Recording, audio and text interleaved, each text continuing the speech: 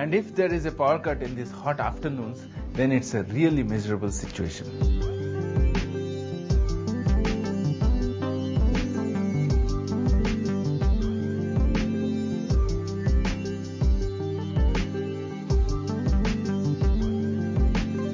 Though chilled water makes you feel better, I'd rather be soaked in a swimming pool right now. Better than this, I wish I were somewhere along a seashore with cool sea breeze blowing against my face. Ever wondered how sea breezes are caused? We'll find out in today's episode.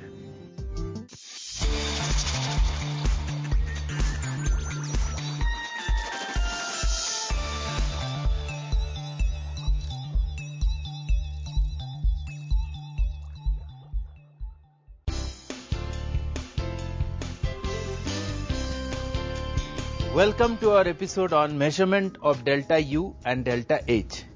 It definitely feels a lot better in the studio than on the roads under a scorching sun.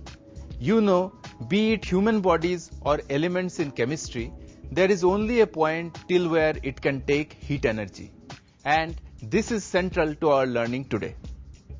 In today's episode, we will study heat capacity and specific heat capacity at a constant pressure Cp and constant volume Cv, relation between Cp and Cv for an ideal gas, measurement of change in internal energy delta U, measurement of change in enthalpy delta H, and finally see how you could do better at the exams in exam decoded section. Let me start off the session by giving you an example that you would be familiar with. If we take two identical bowls, one filled with hot water and the other filled with hot oil, which one do you think will cool faster? I will say oil will cool faster than water, even though both had the same initial temperatures. This observation is due to difference in specific heat capacities of the oil and water. Let me now show you an example in chemistry that would make this concept clear. In these two beakers, a copper foil and an aluminum foil are being heated at the same temperature. Now once they are taken out, which one do you think stays hot longer after removal from the beaker? Let's test this by placing these foils on wax. You can see the aluminum foil melts more than the copper foil. This is because different substances at given temperature have different amounts of heat content inside them. In this example, aluminum's specific heat capacity is more than copper, and that's why aluminum releases more heat than copper of the same mass and at same temperature while melting the wax. Hence, it melts more wax. Let's define specific heat capacity of a substance. It is defined as the quantity of heat required to raise the temperature of a unit mass of a substance by 1 degree Celsius or by 1 degree Kelvin. Every substance has a characteristic value of specific heat capacity. Higher the specific heat capacity, the substance stays hot for a longer time and takes longer to cool. You probably realize now why I wish I were somewhere along a seashore with a cool sea breeze blowing against my face. A sea breeze is a wind from the sea that develops over land near coasts. The breeze is formed due to temperature differences between land and water. The sea is warmed by the sun to a greater depth than the land due to greater specific heat of water over the land. The sea therefore has a greater capacity for absorbing heat than does the land, and so the surface of the sea warms up more slowly than the land's surface. As the temperature of the surface of the land rises, the land heats the air above it, the warm air rises and creates a low pressure region. The cooler air above the sea with relatively higher sea level pressure flows towards the land into the lower pressure, creating a cooler sea breeze near the coast. This is the sea breeze which I aspire to experience every now and then when I need to cool down. Let's now see how to calculate specific heat capacity. Specific heat capacity is calculated as quantity of heat divided by the product of temperature change and mass. Now, at constant volume, heat capacity is denoted by Cv, and at constant pressure, heat capacity is denoted by Cp. Let us look at how to calculate these two quantities. When heated under constant pressure, gases do some work by expanding. Let the volume change be delta V. Thus, work done would be pressure P times delta V. Under constant volume conditions, on heating a gas, no work is done. Here, pressure P multiplied by delta V is 0 because there is no change in volume, that is delta V is equal to 0. But what would the Cp and Cv be for an ideal gas? Recall that an ideal gas is the one which obeys Boyle's law, Charles' law and Avogadro's law under all conditions of temperature and pressure and has two types of heat capacity. At constant volume, it is denoted by Cv. Therefore, heat transferred Qv is equal to Cv multiplied by delta T. The heat transferred under constant volume is equal to change in internal energy of the system, that is delta U. Heat capacity at constant pressure is denoted by Cp. Therefore, heat transferred Qp is equal to Cp multiplied by delta T, which is equal to change in enthalpy of the system, that is delta H. Now that we have seen how to calculate Cp and Cv, let's derive the relation between them for an ideal gas. From the first law of thermodynamics, we know that delta H is equal to delta U plus P delta V. Let this be equation number 1. For an ideal gas, PV is always equal to nRT. Let us consider 1 mole of an ideal gas. Since P and R are constant, P delta V becomes equal to R delta T. Let this be equation number 2.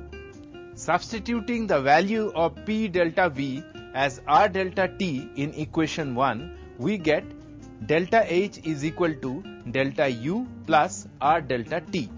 Now, Qv is equal to delta U and Qp is equal to delta H. Substituting these values, equation 3 is reduced to Cp minus Cv equal to R. I am heading for a short break now, but I'll leave you with some food for thought. Can you name the scientist from whose work the term heat capacity originated? Do come back for the answer after the break.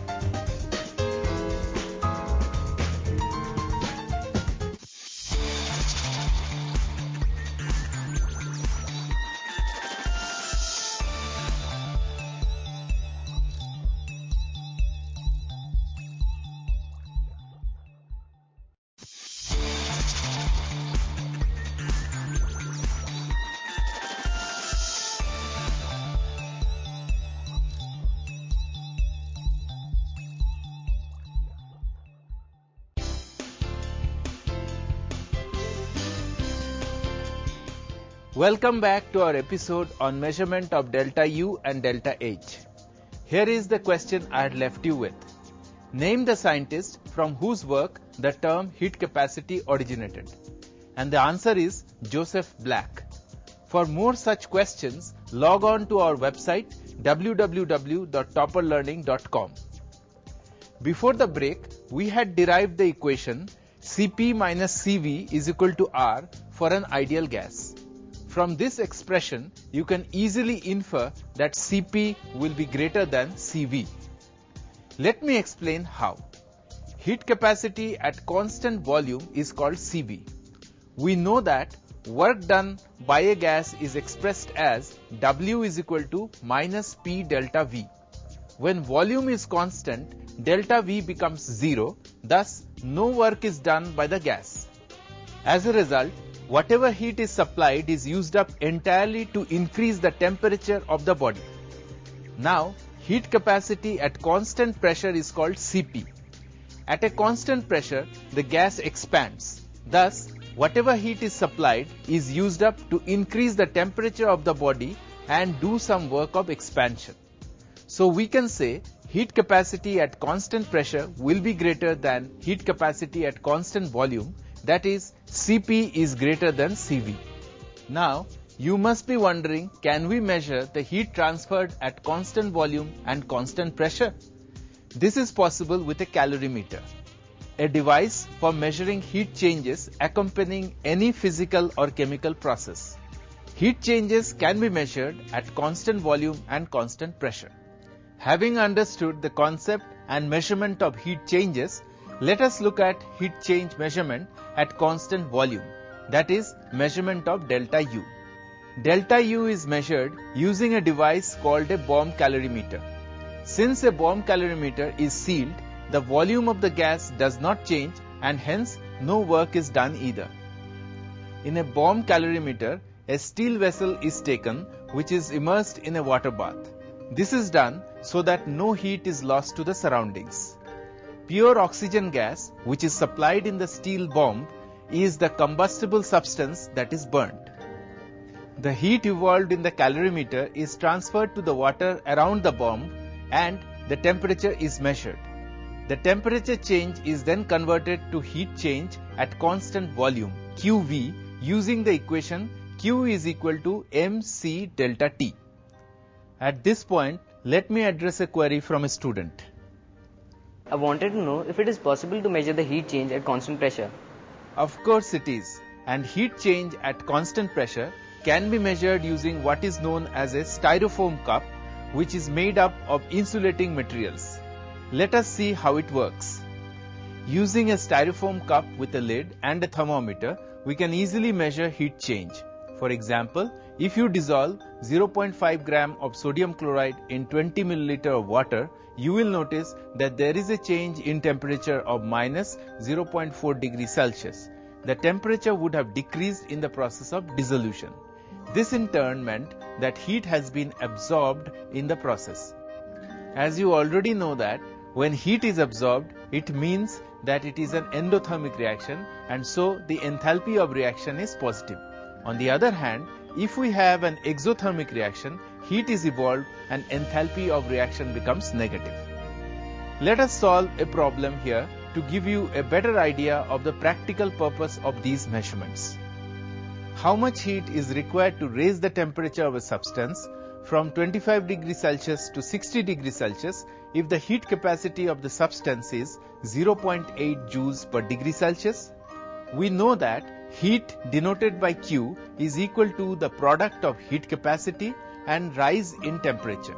Substituting the values of heat capacity as 0.8 joules per degree Celsius and rise in temperature as 35 degrees Celsius in the formula, you will get the value of heat required as 28 joules.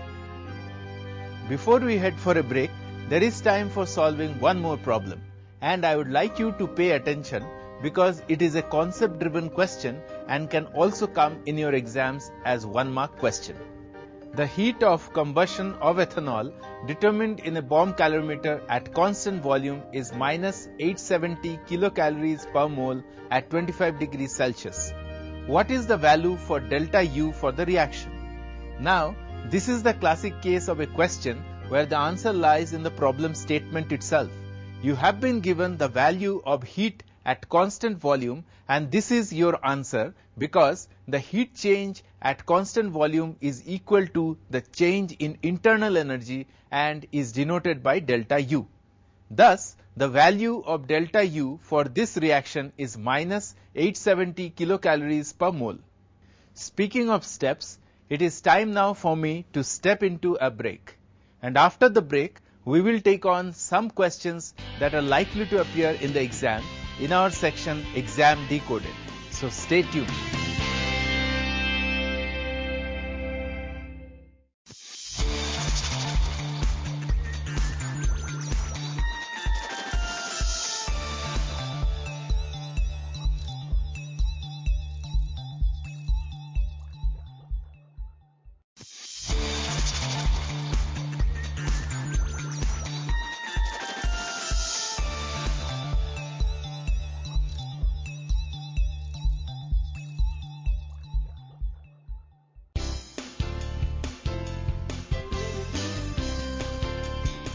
Welcome back. In this episode, we have been exploring the concepts of delta U and delta H. And before we see what kind of exam questions you can expect, let's summarize what we have learned so far. Today we have learned that heat capacity is the quantity of heat energy required to raise the temperature of a system by 1 degree Celsius or Kelvin. For an ideal gas, the difference between heat capacity at constant pressure and heat capacity at constant volume is equal to the universal gas constant R, that is Cp minus Cv is equal to R. A calorimeter is the device used for measuring the heat change accompanying a physical or chemical process. Now that our concepts have been refreshed, let's move on to exam decoded.